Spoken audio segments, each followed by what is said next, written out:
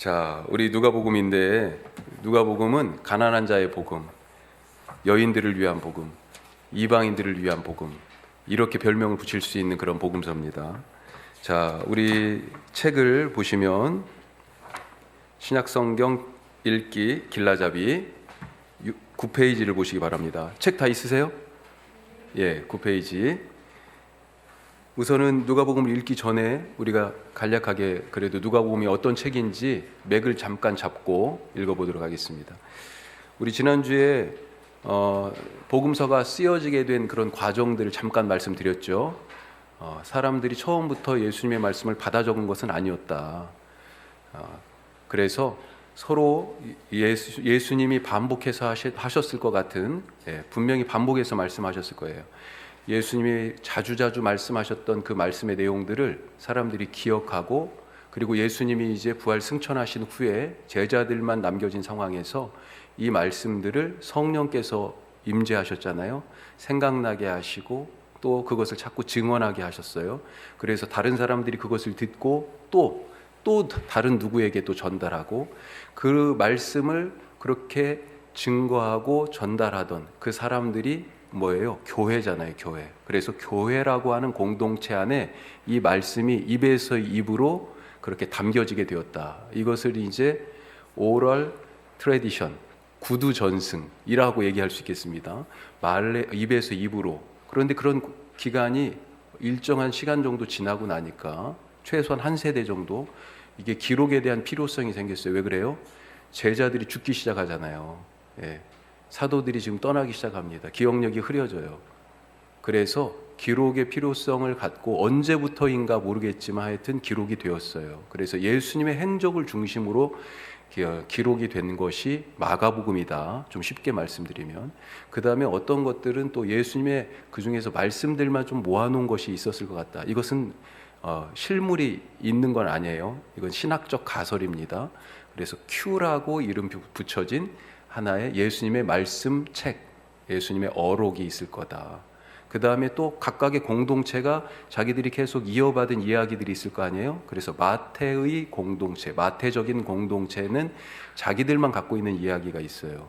누가의 공동체도 그렇다는 거죠. 그래서 사건 중심의 마가복음을 뼈대로 해가지고 말씀인 예수님의 말씀 어록, 그것들이 같이 이 공동체 안에 전해져 오고, 또 누가 같은 경우 누가의 공동체, 누가적인 공동체에 자기들만 갖고 있던 이야기들, 그것이 같이 함께 해져서 편집의 과정을 거쳐서 지금 이 누가복음이라는 책이 쓰여졌다. 이렇게 생각하시면 되겠습니다. 제가 이렇게 말씀드리니까 이게 100%냐? 그건 아니에요. 신학자들이 그래도 복음서가 어떻게 쓰였을까를 나름대로 그래도 학문적으로 연구하다 보니 그래도 가장 설득력 있는 부분 중에 하나를 제가 말씀드린 겁니다. 자, 입에서 입으로. 그런데 사람들이 어떻게 이렇게 많은 이야기들을 서로 전달할 수 있었을까? 그렇죠, 쉽지는 않아요. 그런데 한번 생각해 보면 구약의 성경을 기록된 성경이 있고요. 유대인들 입장에서 볼 때는 그 다음에 이 기록된 성경을 율법과 선지자, 거기다 플러스 시편, 이렇게 이제 구약을 얘기할 수 있어요. 자, 그런데 율법과 선지자라고 하는 그 이야기들은 기록이 돼 있어요. 두루마리 성경 옛날에. 자, 그런데 이 율법을 갖다가 어떻게 적용해서 살아가야 할 것이냐. 우리가 그거 얘기할 때 예로 안식일법을 많이 들잖아요. 정결법이든지. 그래서 정결에 대한 세부적인 규례, 안식일에 대한 세부적인 규례, 이런 것, 이 해석에 대한 부분을 미시나라고 합니다. 유대인들은 율법에 대한 해석, 실천적인 덕목들. 자, 이것을 어떻게 해야 되냐라고 하는 것이, 이 미시나는요, 율법은 기록되어 전해져 왔지만 미시나는 구전으로 전해져 내려왔어요. 그러니까 유대인들은 기본적으로 이 구전에 대한 전승, 랍비 학교나 교육을 통한 그런 율법의 교육, 이런 부분들에 있어서 기본적으로 익숙하다. 다른 사람들보다, 다른 민족들보다, 그렇게 좀 생각하시면 이 구전 전승에 대해서도 조금 더 이해할 수 있겠습니다. 자, 누가복음이라고 하는 이 한 책이 어떻게 만들어졌을까에 대한 얘기를 지금 잠깐 드렸어요. 자, 그러면 이제 내용 속으로 좀 들어가서, 내용을 보시면 누가행전 시리즈의 일부인 예수님의 이야기다. 누가복음이. 자, 이건 무슨 말이에요? 누가복음과 사도행전이 1부와 2부 이렇게 지금 되어 있는, 원래는 하나의 공동체가 이 누가복음과 사도행전을 쓴 그런 저자로 이해될 수 있다. 그리고 그 공동체의 대표격으로 지금 누구를 얘기해요? 누가를 얘기하고 있는 것입니다. 자, 그리고 저자를 보시면 누가, 전통적으로 누가라고 이렇게 얘기하는데, 누가의 직업을 골로새서 4장 14절에 의사라고 표현하고 있습니다. 9페이지예요. 연대를 보시면 이것도 정확하지는 않아요. 하지만 이제 추정을 하건대 마가복음을 갖다가 그래도 바탕으로 했을 것 같은 그런 느낌이 많이 들잖아요. 그래서 마가복음보다는 연대가 뒤일 것이다. 그런데 마가복음이 70년, 주후 70년 이스라엘이 완전히 로마와 싸워가지고 유대전쟁 끝에 멸망한 그때 그 70년을 전후해서 쓰여질 것으로 생각되기 때문에 70년보다는 뒤일 것이다. 이렇게 생각해 볼 수 있습니다. 그래서 보통 마태복음이나 누가복음이나 거의 70년대 후반이나 80년대 이렇게 이제 생각하는 경우가 많아요. 수신자, 우리 1장 3절에 보면 수신자의 이름이 나오죠. 자, 1장 1절에 보면 이렇게 나와 있습니다. 우리 중에 이루어진 사실에 대하여, 내용을 그렇게 얘기하는 거죠. 그리고 2절에 보면 여러 사람들이 처음부터 목격자 되고 또 말씀의 일꾼 된 여러 사람들이 이 사실에 대하여서, 이 사실이 뭐예요? 예수님과 관계된 일이죠. 이것에 대하여서 글을 쓰려고 붓을 든 사람이 많았는데, 자, 이것을 갖다가 누구에게 써요? 3절에 보니까 지금 나도 데오빌로 각하에게. 이 데오빌로라고 하는 이름 외에는 알려진 것이 없어요. 이 사람이. 누가복음의 서문이, 그런데 지금 이 서문의 양식이, 거기 책이 좀 잘못됐습니다. 그리스도 로마가 아니고요. 도자 빼주세요. 그레코 로마니에요. 그러니까 그리스 로마 문화의 그런 여러 문헌들과 그 비교해 봤을 때 서문의 양식이 비슷해요. 그래서 아마도 이 데오빌로가 그때 당시에 이제 이 서문을 증정한 사람, 다른 책들에서 그 사람이 누구냐, 이 책을 내도록 출판의 비용을 대거나 그런 후원자, 공동체의 후원자라고 지금 볼 수 있는 거죠. 그래서 이 데오빌로가 그런 역할들을 하지 않았을까. 그래서 수신자를 특별히 데오빌로라고 했을 것 같다. 자, 또한 데오빌로라고 하는 이 이름이 또 그 사실은 이방인 그리스도인들을 염두에 둔 그런 이방인 그리스도인을 통칭하는 어떤 명칭일 수도 있겠다. 이렇게도 생각하기도 합니다. 자, 그 밑에 강조점, 하나님의 메시아가 이방인을 구원하여, 이방인 구원의 동그라미. 이 지금 누가복음은 그런 점에서 상당히 보편적 복음이에요. 마태복음은 제자들을 보낼 때 이방인의 마을로 가지마, 12제자에게 그렇게 얘기하거든요. 그런데 누가복음에는 제한이 없습니다. 그런 차이점들이 많이 나타나요. 자, 이방인을 구원하여 하나님의 백성이 되게 하신다. 메시아가, 구원자가 와서 이방인을 구원하여 하나님의 백성이 되게 하신다. 마태복음은 어디에 초점이 맞춰 있어요? 구약의 말씀의 성취로서의 예수님, 그러니까 유대인들에게 초점이 많이 맞춰져 있어요. 그런데 이 누가복음은 이방인을 염두에 두고 지금 쓰고 있다. 뿐만 아니라 두 번째 줄에 이방인들을 구원하게 하신다는 약속과 함께 자기 백성 이스라엘을 구원하기 위하여 오셨다. 이 두 가지를 같이 품고 있는 거죠. 자, 예수님은 이스라엘의 전통 종교가 자기들의 영역 밖으로 밀어내고 쫓아낸 온갖 소외된 자들을, 그 잃어버린 자들을 구원하러 오신 것이다. 마태복음, 그래서 누가복음 15장에 이 잃어버린 자들에 대한 세 가지 이야기가 나옵니다. 뭐가 있을까요? 잃어버린 양, 또 잃어버린 동전, 잃어버린, 제일 유명한 얘기인데, 집 나갔다 돌아온 누가 있어요? 아들, 탕자. 잃어버린 양과 동전과 아들에 대한 비유, 잃어버린 사람들에 대한 얘기가 나오죠. 그들이 구원받는 거예요. 자, 또 예수님은 성령의 권능을 통해 이 일을 하셨으며 죽음과 부활을 통해 죄 사함을 이루심으로 만민에게, 만민의 동그라미, 만민에게 구원을 주신 것이다. 이방인, 약속 안에 있는 사람들뿐만 아니라 약속 바깥에 있는 유대 이스라엘 바깥에 있는 모두에게도 하나님의 구원이 임한다, 이런 거죠. 자, 10페이지 중요장을 보겠습니다. 이게 주로 지금 마가나 마태복음에도 있지만 특별히 여기 지금 써 있는 것은 누가복음에만 특별히 더 있는 부분들이 더 많이 있어요. 자, 1장 마리아 찬가, 마리아와 세례요한의 어머니 엘리사벳이 만나는 장면은 누가복음에만 있습니다. 그래서 마리아가 노래하는, 예수님을 잉태하고 노래하는 그 노래도 이 누가복음에만 있어요. 자, 그 다음에 3장에 보면 조금 이따 다시 다 살펴볼 텐데, 상향식 족보. 마태복음은 처음이 시작이 어떻게 돼요? 아브라함과 다윗의 자손 예수 그리스도의 세계라, 이렇게 시작하죠. 그리고 아브라함은 누구를 낳고, 그 다음에 쭉 해서 다윗까지 오고, 다윗에서부터 또 예수님까지 이렇게 오잖아요, 위에서 아래로. 그런데 이 누가복음은 거꾸로 올라갑니다. 그 위는 누구요? 그 위는 누구요? 예수님 위는 아버지가 누구예요? 요셉. 그 위는 야곱. 그 위는 누구요? 누구요? 그 위는 하다가 아브라함까지 갔어요. 끝나지 않고요. 또 그 위는 그러다가 아담까지 가요. 아담. 그 위는 누구요? 하나님까지 올라갑니다. 족보가 그렇게 돼 있어요. 자, 이것은 무슨 얘기입니까? 보편적인 구원을 얘기하는 거예요. 하나님으로부터 쭉 아브라함의 자손인 유대인들만 지금 얘기하는 게 아니고요, 온 땅에 펴진 하나님으로 시작된 아담의 그 생명을 이어받은 모든 사람들에게 임할 구원에 대한 얘기예요. 자, 4장이 또 뭐가 나오냐면 선지자 이사야의 글에, 이 나사렛 회당에서 예수님이 첫 번째로 취임 설교하시는 대목입니다. 그게 이사야 60장 말씀을 인용하는 건데, 61장을 인용하는 건데, 주의 성령이 내게 임하셨으니 가난한 자에게 복음을, 이런 말씀이에요. 조금 복음에 대한 얘기가 조금 달라지죠. 우리가 복음하면 죄사함 받고, 그것을 죄사함을 위하여 예수님이 십자가에서 죽으셨고 그것을 믿음으로 구원받는다, 이런 방식으로 우리가 얘기하는데, 이거는 그리스도 중심적인 해석의 구원에 대한 개념이에요. 그런데 예수님이 직접 내가 온 것은 뭐라고 그랬어요?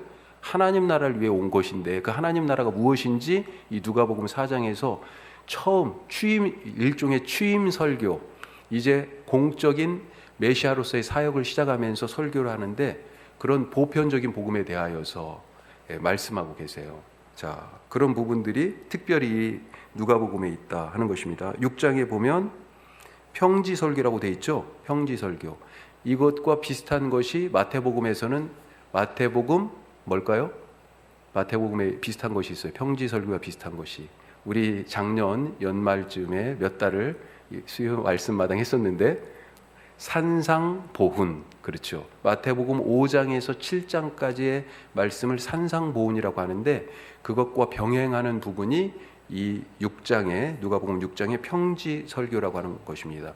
여기에 다 들어있는 건 아니고요, 또 나머지 일부가 또 누가복음에 흩어져 있어요. 그런데 제일 많은 부분이 이 6장에 들어가 있습니다. 10장에 보면요, 70인의 제자를 또 파송하는 장면이 나옵니다. 9장에는 12제자를 파송하는 장면이 나오는데, 이건 마태복음 10장에도 나와요. 그런데 70인의 제자를 파송하는 것은 마태복음에는 없어요. 누가복음에만 있는 얘기입니다. 그리고 선한 사마리아인의 비유, 누가 진짜 이웃이냐라고 하는 그 말씀, 이것도 누가복음에만 있는 말씀이고요. 자, 11장에 주기도문이 나옵니다. 마태복음에는 산상보훈 안에 기도에 대한 가르침, 외식하는 그런 모습으로 남에게 보이려고 기도하지 마라, 이런 맥락에서 기도는 이런 거다라고 제자들에게 가르쳐 주시는 대목이 주기도문으로 나와 있는데, 여기서는 11장에 이 주기도문이 나와 있어요.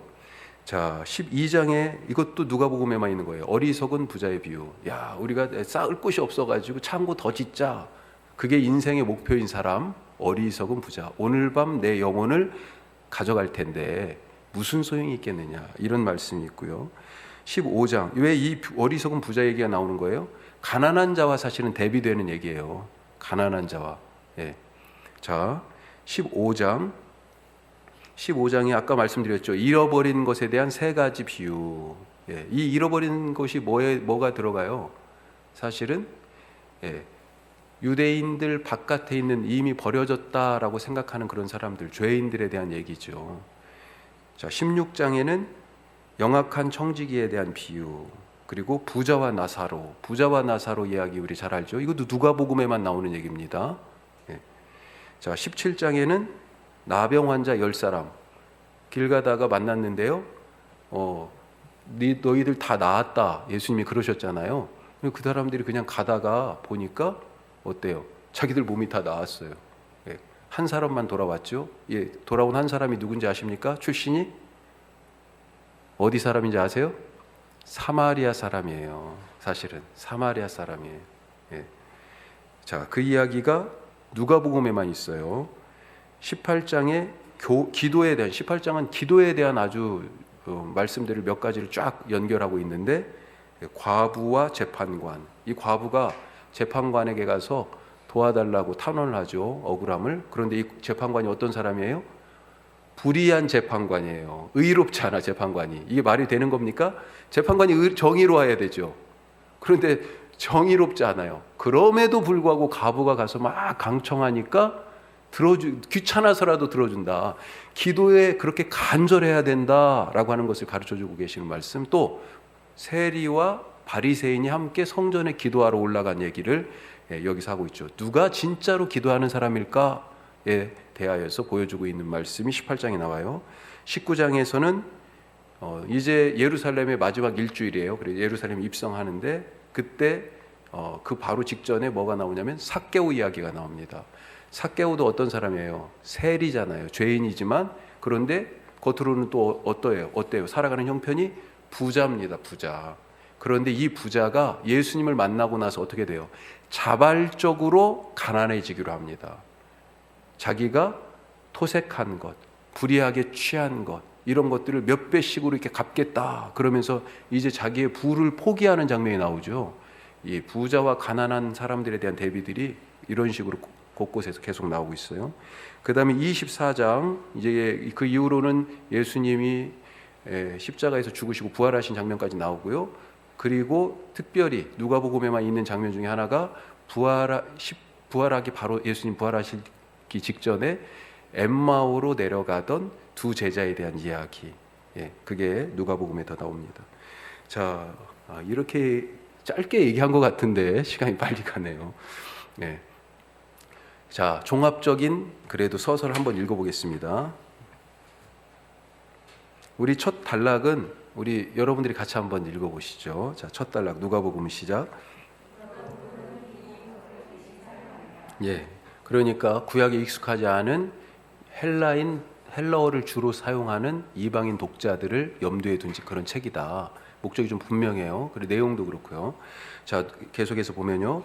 누가복음에는 예수님의 자애로운 인품과 모든 종족, 모든 계층의 사람들에 대한 그의 관심을 나타내는 내용들을 포함하고 있다. 즉, 그의 사역의 우주적, 보편적인 측면이 강조된다. 예수님의 족보에 대한 얘기가 나왔어요. 자, 아브라함부터 거슬러 내려오는 마태와는 달리 누가는 예수님의 족보를 아브라함을 넘어 아담에게까지 거슬러 올라가고요. 다른 공관복음 저자들처럼 누가도 세례 요한의 사역에 대해 광야에서 외치는 자의 소리가 있어 너희는 주의 길을 예비하라, 이런 이사야 말씀을 사용하지만 마태 마가와 달리 이 이사야에서 인용을 연장해서 모든 육체가 하나님의 구원을 보리라, 이것을 더 포함하고 있어요. 이 부분이 강조되고 있는 거죠. 자, 넘어가서요. 그 다음 단락, 오직 누가만이 예수께서 멸시받던 족속인 사마리아인들을 칭찬하신 사실. 자, 10장 말씀은 뭐예요? 선한 사마리아인의 비유고요. 그 다음에 17장 말씀은 아까 문둥병을 고침받았지만 되돌아온 사람이 사마리아인이다. 오직 그 한 사람이에요. 그런 부분들을 부각시키고 있고요. 또 예수께서 12제자를 파송하시는 이야기에서 마태는 이방인 길로 가지 마라, 사마리아인 마을로 가지 말라, 잃어버린 이스라엘 어린 양의 집으로만 가라, 이런 얘기를 하는데 누가복음에는 그런 활동에 대한 제약이 없어요. 또 여자들에 대하여서도 다른 복음서들보다 훨씬 더 그 역할과 중요성, 그리고 이름들, 이런 것들을 표현하고 있어요. 자, 거기 12페이지 맨 위에 7장에 그 가로가 있는데 여인들에 대한 세 가지 본문이 나오는데, 7장에 있는 말씀은 향유 옥합을 부은 여인에 대한 얘기가 나와요. 그런데 이게 위치가 다른 복음서하고 좀 다릅니다. 그 다음에 8장 3절, 그러니까 좀 독특하게 지금 이 부분을 표현하고 있다는 거예요. 8장 2절 3절은 예수님의 여자 제자들의 이름이 나와 있어요. 그리고 10장 38절에 42절, 여기는 어떤 대목이겠어요? 여기는 예수님이 특별히 사랑하시는 오빠가 나중에 다른 복음서에서는 나사로로 표현되는, 나사로로 나오는 누이들 마르다와 마리아 이야기가 나와요. 좀 더 자세하게 나오죠. 이 대목이 특히 누가복음에만 있습니다. 자, 그 다음 단 보시면 누가복음서의 또 하나의 특징은 이른바 사회적 복음에 대한 강조다. 누가는 특히 이른바 예수님의 인도주의적 관심, 즉 가난한 자, 억눌린 자, 소외된 자들에 대한 깊은 동정심을 묘사하고 있다. 마태복음이 산상보훈, 마태복음 5장에서 7장이에요. 산상보훈에서 그러므로 하늘에 계신 너희 아버지의 온전하심 같이 너희도 온전하라. 이 마태복음에서 이렇게 얘기하고 있는 부분을 누가는 뭐라고 적냐면요, 너희 아버지의 자비하심 같이 너희도 자비하라. 아버지의 온전하심을 아버지의 자비하심으로 바꿨어요. 누구에게 자비를 베풀어요? 불쌍히 여김을 받을 만한 사람들이죠. 가난하고 아프고 병들고 버려진 사람들, 죄인들에게 자비를 베풀라고 지금 관심이 거기 있다는 겁니다. 계속해서 마태가 팔복에서 심령이 가난한 자는 복이 있나니, 이렇게 팔복의 첫 번째를 그렇게 기록했는데 6장 20절 평지설교에서 가난한 자는 복이 있나니, 심령이를 뺐어요.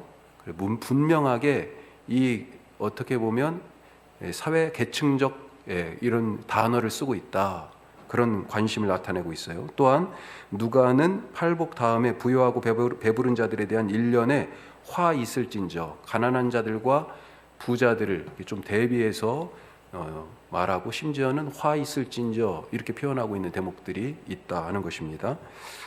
그 다음 단락, 여기는 뭐 읽어보시면 되겠고요. 그 나머지도 읽어보시면 될 것 같습니다. 자, 이제 우리가 많지 않지만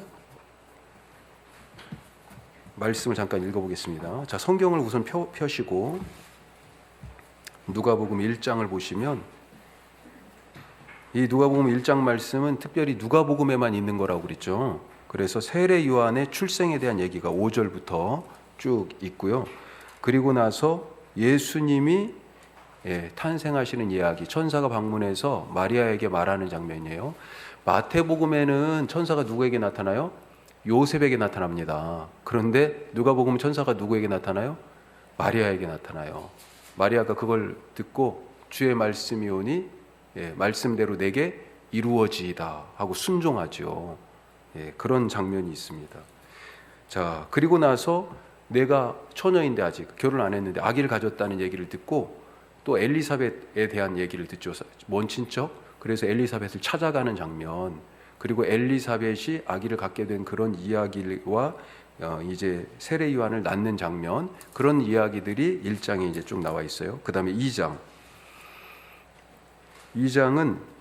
2장도 예수님의 탄생에 대한 이야기로 연결이 되는데, 자, 2장의 8절부터 보면 누가 등장합니까? 예수님 탄생 이야기에서 목자들이 등장합니다. 자, 마태복음에는 누가 등장해요? 누가 마구간에 갔습니까? 아기 예수님 경배하러? 그렇죠. 동방박사가 왔죠. 근데 여긴 동방박사 없습니다. 여기 누가복음에는 누가 왔어요? 그 당시 사회적으로 최하층 중에 하나인 목자들이 왔어요. 목자가 그때 당시 하층들이었습니다. 특히 다른 집 양을 치는 그런 사꾼 목자들이 있어요. 그러니까 그 고용된 목자들이 많았거든요. 이 사람들이 그런 사람이었을 가능성이 지금 많은 거예요. 이 사람들이 그 당시 사회에서 하층민 중에 하나였던 목자들이 지금 와가지고 예수님 경배하는 장면. 그 다음에 그 뒤에는 예수님이 이제 난지 8일이 돼가지고 성전에 올라가서 결례를 행하는 그런 장면이 나오는데, 성전에서 두 사람을 만나죠. 시므온 할아버지하고 84세 된 안나 할머니를 만나는 장면이 2장 끝까지 해가지고 나옵니다. 자, 그리고 12살 때 예수님이 성전에 올라가셨던 이야기, 이 이야기가 누가복음에 또 붙어 있어요. 이건 마태복음이나 마가복음에 없습니다. 요한복음에도 없어요. 이 1, 2장 말씀은 거의 다 누가복음에만 있어요. 자, 그리고 나서 이제 3장에 세례요한 얘기는 마태, 마가, 누가 거의 다 비슷하게 나오지만 분량이 그래도 조금 더 많아 보여요. 사실 이 4복음서 중에 제일 분량이 많은 것, 장수는 28장으로 마태복음이 제일 장수로는 길지만 분량상으로 많은 것은 누가복음이에요. 제일 긴 책입니다. 자, 3장도 좀 넘어가서요. 그래, 세례요한 이야기 끝나고 나서 자, 21절에 보시면 예수님이 이제 세례를 받는 장면이 나와요. 그리고 23절 보시면 뭐라고 돼 있습니까? 예수께서 가르치심을 시작하실 때 나이가 나와요. 몇 살이요? 30세쯤 이렇게 나오죠. 자, 그러면서 예수님이 누구냐 나오죠. 어떻게 나옵니까? 자, 사람들이 아는 대로 요셉의 아들이니 예수님을 그렇게 소개하죠. 23절 끝에 요셉의 위는 헬리오, 그 위는 마따시오. 자, 위로 올라갑니다. 올라가요. 쭉 그래가지고 자, 3장 끝에 뭐라고 돼 있습니까? 맨 끝에 그 위는 하나님이시니라. 하나님까지 올라간다고요. 아까 족보에 대한 특징을 말씀드렸죠. 단순히 이렇게 쓴 게 아닙니다. 모든 만민들이 다 구원을 얻을 것이다 라고 하는 그런 말씀으로 지금 그런 목적으로 이렇게 지금 족보를 기록하고 있는 거예요. 성경의 구약에도 보면 족보가 많이 나와요. 가인의 족보도 나오고요. 그건 뭐예요? 악이 그렇게 번성한다는 얘기예요.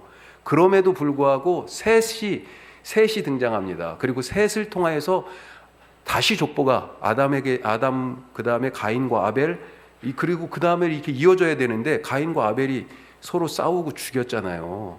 가인이 아벨을 죽였잖아요. 그래가지고 아벨의 족보가 없어져 버린 거예요. 선의 족보가. 그리고 악의 족보인 이 가인의 족보만 지금 남아있는 거잖아요.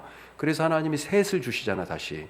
그리고 셋으로부터 다시 끊어졌던 이 아벨의 족보, 아벨이 죽으면서 끊어졌던 그 생명의 계보가 다시 시작돼요. 그리고 거기서부터 노아도 오고 아브라함도 오고 다윗도 오고 예수님도 오는 거죠. 족보가 그냥 족보가 아니에요. 성경에 다 의미가 있는 겁니다. 자, 4장에 보면 시험 받으신 장면이 나와요. 마태복음에서는 똑같이 3가지씩 시험인데 첫 번째 시험은 똑같아요. 그런데 두 번째 시험이 마태복음과 누가복음이 순서가 서로 뒤바뀌어 있습니다. 기록이. 예. 자, 그러면서 이제 본격적으로 광야에 가서 시험 받고 40일간 금식하고 나서 이제 사람들 앞에 메시아로서 자기를 드러내시잖아요. 그래서 일명 별명을 붙입니다. 메시아의 취임 설교. 고향 나사렛 회당에서 예수님께서 이제 말씀을 읽으세요. 자, 그게 14절부터 있는 장면입니다. 우리 14절부터 30절까지 한번 읽어보겠습니다. 같이 시작. 예수께서 성령의 능력으로 갈릴리에 돌아가시니 그 소문이 사방에 퍼지고 친히 그 여러 회당에서 가르치심에 무사람에게 칭송을 받으시더라.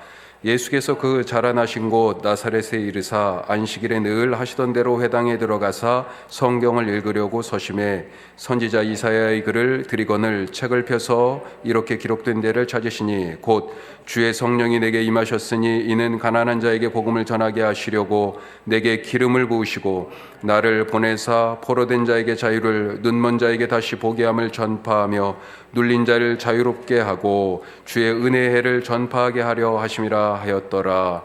책을 덮어 그 맡은 자에게 주시고 앉으시니 회당에 있는 자들이 다 주목하여 보더라. 이에 예수께서 그들에게 말씀하시되 이 글이 오늘 너희 귀에 응하였느니라 하시니 그들이 다 그를 증언하고 그 입으로 나오는 바 은혜로운 말을 놀랍게 여겨 이르되 이 사람이 요셉의 아들이 아니냐. 예수께서 그들에게 이르시되 너희가 반드시 의사야 너 자신을 고치라 하는 속담을 인용하여 내게 말하기를 우리가 들은 바 가버나움에서 행한 일을 내 고향 여기서도 행하라 하리라. 또 이르시되 내가 진실로 너희에게 이르노니 선지자가 고향에서는 환영을 받는 자가 없느니라. 내가 참으로 너희에게 이르노니 엘리야 시대에 하늘이 3년 6개월간 닫히어 온 땅에 큰 흉년이 들었을 때 이스라엘에 많은 과부가 있었으되 엘리야가 그중 한 사람에게도 보내심을 받지 않고 오직 시돈 땅에 있는 사렙다의 한 과부에게 뿐이었으며 또 선지자 엘리사 때 이스라엘에 많은 나병 환자가 있었으되 그 중에 한 사람도 깨끗함을 얻지 못하고 오직 수리아 사람 나아만 뿐이었느니라. 회당에 있는 자들이 이것을 듣고 다 크게 화가 나서 일어나 동네 밖으로 쫓아내어 그 동네가 건설된 산 낭떠러지까지 끌고 가서 밀쳐 떨어뜨리고자 하되 예수께서 그들 가운데로 지나서 가시니라. 아멘. 해설을 듣고 이 말씀 읽으니까 좀 다르게 들리지 않아요? 예. 지금 두 사람 얘기했죠. 구약에 엘리야, 엘리사 다 이스라엘 백성들한테로 하나님 보내심을 받고 그들이 이 선지자들을 통하여 뭔가 영적 유익을 얻은 게 아니고요. 누가 받았어요? 이스라엘 경계 바깥에 있는 소위 말하는 이방인들, 예, 수넴 여인, 그리고요 시리아의 나아만, 아람의 나아만 장군, 그 얘기를 지금 하고 있잖아요. 고향 사람들이 예수님 배척한 그런 얘기들을 하니까 오 요셉의 아들 아니야 우리가 아는. 그런데 예수님이 지금 무슨 말씀을 하셨어요? 그 앞에 뭐 때문에 이런 일이 일어났어요? 너희들에게 이 이사야 예언의 말씀이 이제 응했다, 응답이 되었다. 바로 내가 그이기 때문에 지금 그런 얘기잖아요. 예. 예수님의 취임 설교, 복음의 본질이 무엇인지를 이 4장 18절 이후의 말씀을 통해 가지고 정확하게 알려주고 계신다라고 하는 것입니다. 자, 그러면서 이제 병을 고치고 하는 그런 말씀들이 쭉 나오고요. 5장에 첫 번째 제자를 부르시는 장면이 나옵니다. 자, 이것은 마태나 마가에도 나오긴 나와요. 그런데 아주 짧게 나옵니다. 그냥 나를 따르라. 그러니까 베드로도 그냥 곧 배와 그물을 버려두고 주님을 쫓았다. 이런 정도만 나오는데 여기는 조금 장면이 조금 달라요. 자, 5장 11절까지 1절부터 같이 읽겠습니다. 무리가 몰려와서 하나님의 말씀을 들을새 예수는 게네사렛 호숫가에 서서 호숫가에 배 두 척이 있는 것을 보시니 어부들은 배에서 나와서 그물을 씻는지라. 예수께서 한 배에 오르시니 그 배는 시몬의 배라. 육지에서 조금 떼기를 청하시고 앉으사 배에서 무리를 가르치시더니 말씀을 마치시고 시몬에게 이르시되 깊은 데로 가서 그물을 내려 고기를 잡으라. 시몬이 대답하여 이르되 선생님 우리들이 밤이 새도록 수고하였으되 잡은 것이 없지만은 말씀에 의지하여 내가 그물을 내리리이다 하고 그렇게 하니 고기를 잡은 것이 심히 많아 그물이 찢어지는지라. 이에 다른 배에 있는 동무들에게 손짓하여 와서 도와달라 하니 그들이 와서 두 배의 채움에 잠기게 되었더라. 시몬 베드로가 이를 보고 예수의 무릎 아래에 엎드려 이르되 주여 나를 떠나소서 나는 죄인이로소이다 하니 이는 자기 및 자기와 함께 있는 모든 사람이 고기 잡히는 것으로 말미암아 놀라고 세베대의 아들로서 시몬의 동업자인 야고보와 요한도 놀랐음이라. 예수께서 시몬에게 이르시되 무서워하지 말라. 이제후로는 내가 사람을 취하리라 하시니 그들이 배들을 육지에 대고 모든 것을 버려두고 예수를 따르니라. 아멘. 아멘. 자, 이어지는 말씀들이 또 그 기적에 대한 얘기예요. 고쳐주시고 또 풍랑을 잔잔케 하시고 뭐 이런 얘기들이 쭉 나오죠. 자, 그런데 이것이 마태복음에서는 8장 9장에 나와 10가지 기적으로 아주 딱 모아져 있습니다. 산상보훈의 말씀이 5장에서 7장까지 마태복음에 있고 8장 9장에 이 기적에 대한 얘기들이 10가지를 쫙 모아놨어요. 자, 그런데 누가복음은 이 기적에 대한 얘기들, 병고침에 대한 얘기들이 이렇게 곳곳에 조금 흩어져 있습니다. 모아 있지는 않아요. 자, 이제 6장으로 넘어오셔서 자, 산상보훈이 마태복음의 5장에서 7장이라고 그랬죠. 이에 상응하는 것이 누가복음의 평지설교, 평지설교라고 이름 붙여진 이 대목인데 17절에 보세요. 6장 17절. 예수께서 그들과 함께 내려오사 어디예요? 평지에 서시니. 그래서 이제 평지설교. 산상보훈은 5장의 첫머리에 보면 산에 올라가시는 것으로 돼 있어요. 그래가지고 산상보훈 이렇게 얘기하고요. 그런데 내용이 상당히 유사합니다. 특별히 무엇 때문에요? Beatitude. 그래가지고 지복, 그 팔복에 대한 말씀이 바로 여기에 들어가 있어요.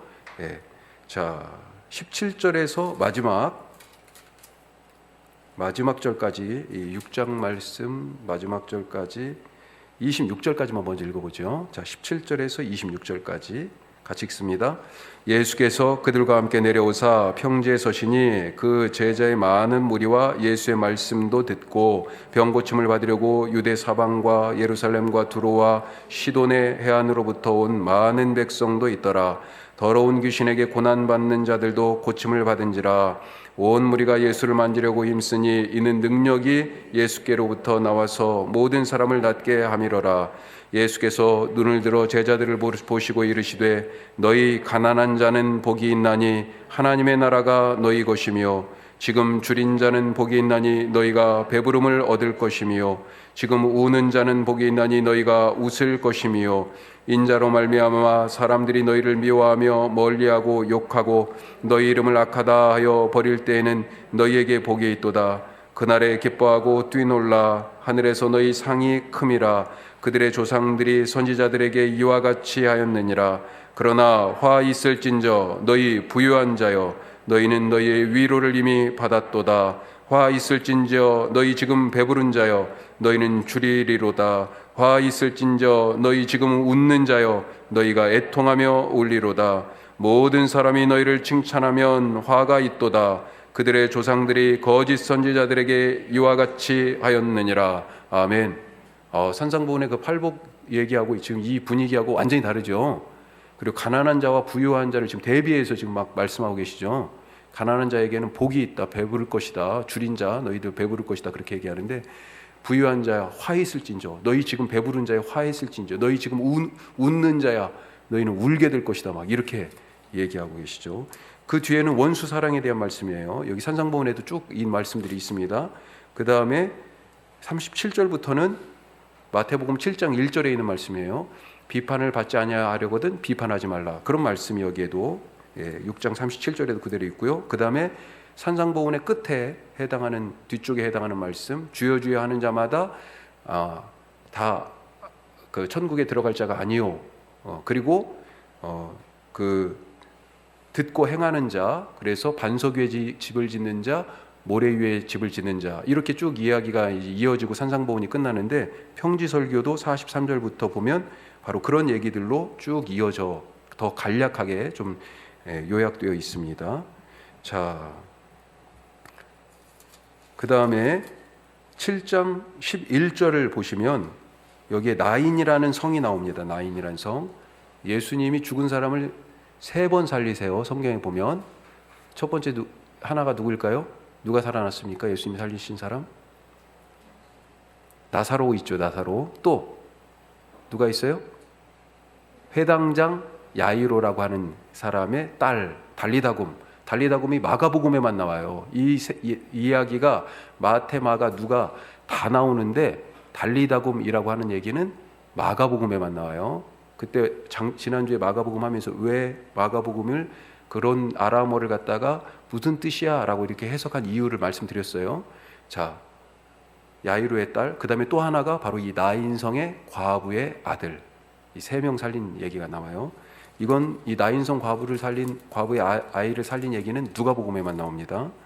자, 그리고 뒤로 쭉 넘어가셔서 7장 36절부터 보면 예수님에게 향유를 부은 여인에 대한 이야기가 나옵니다.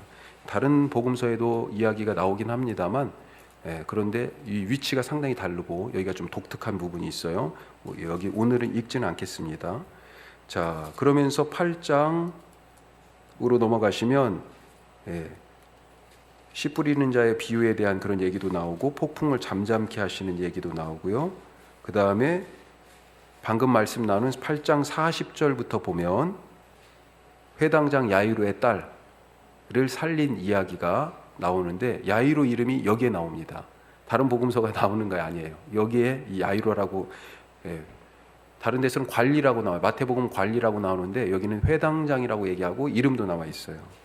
자, 그 다음에 9장으로 넘어가면 12제자를 예수님이 파송하는 장면이 나옵니다.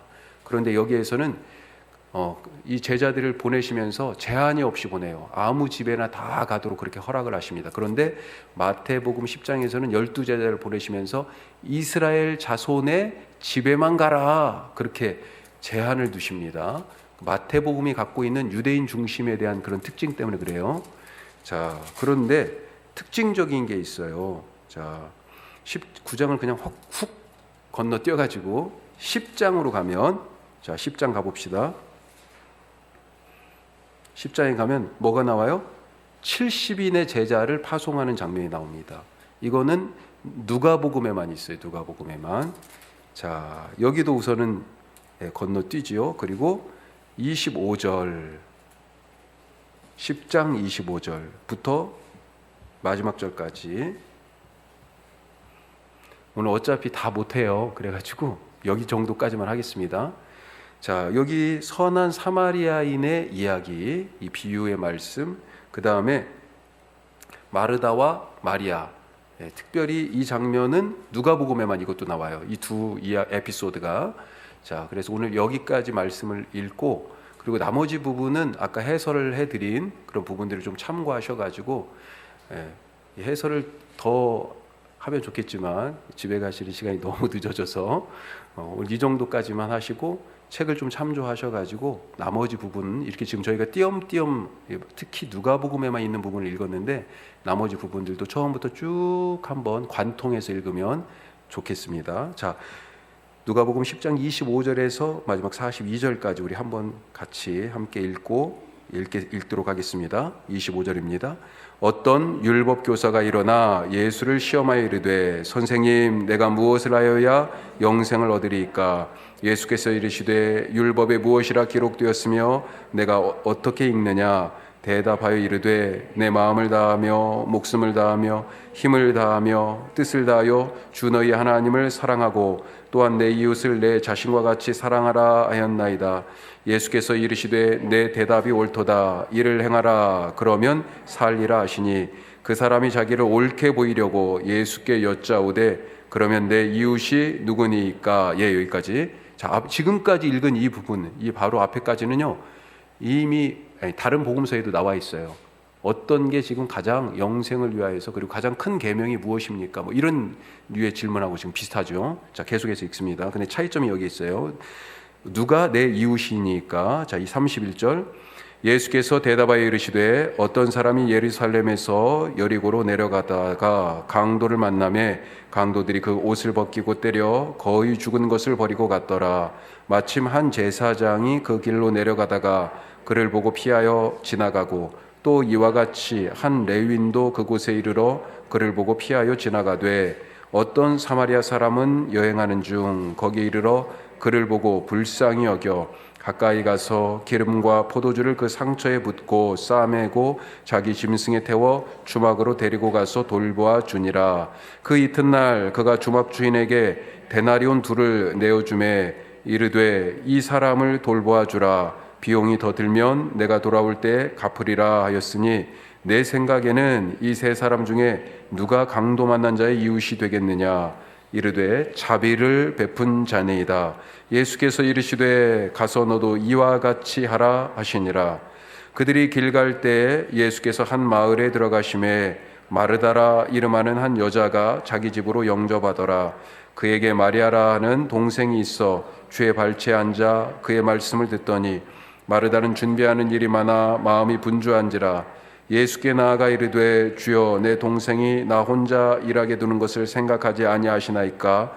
그를 명하사 나를 도와주라 하소서.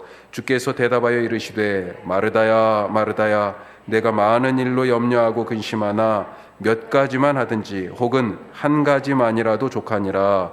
마리아는 이 좋은 편을 택하였으니 빼앗기지 아니하리라 하시니라. 아멘. 아멘. 자, 나머지 부분뿐만 아니라 앞에서부터 이게 지금 우리가 보통 설교 말씀을 들을 때는 아주 짧은 구절을 이렇게 몇 절만 딱 떼어가지고 사실 듣고 그러지 않습니까?